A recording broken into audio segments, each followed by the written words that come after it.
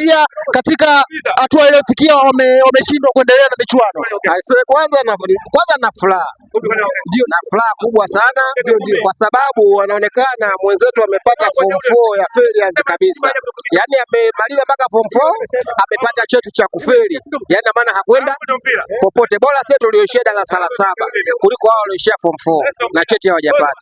Kwa hiyo unamshauri nini labda mpinzani wako labda kwa hii hatua amefikia? Nachomshauri aje nyumbani acheze ligi yake ya goli 5-5 aende tena, maana ndio matokeo yake goli 5 goli ngapi anapata kwenda kule, lakini kwa mpira kabisa bado hajafikia zile level. Nashukuru sana. Asante. Leo Yanga kwa katika michuano hiyo walikuwa wanashiriki kuacha michuano na kufeli. Ndio. Mimi nimejisikia furaha kubwa sana, nina furaha na nina shangwe. Sawa.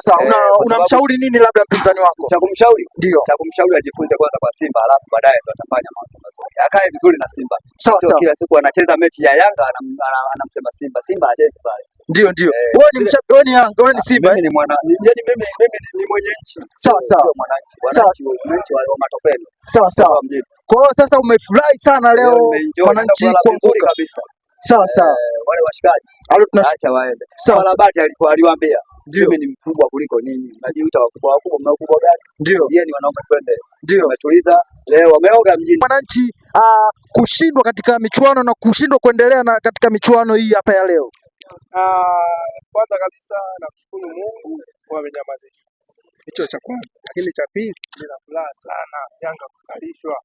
Yaani maana yake usiku wa leo tusingelala.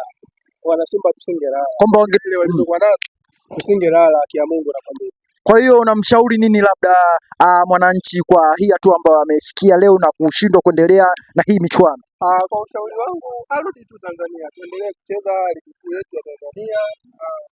Ninachokuahidi msimu huu kombe atalisikilizia. Una uhakika na unachokisema au ni propaganda tu? Kwa kile kikosi nilichokuwa nacho, nilichosajili ili dirisha dogo. Ndio.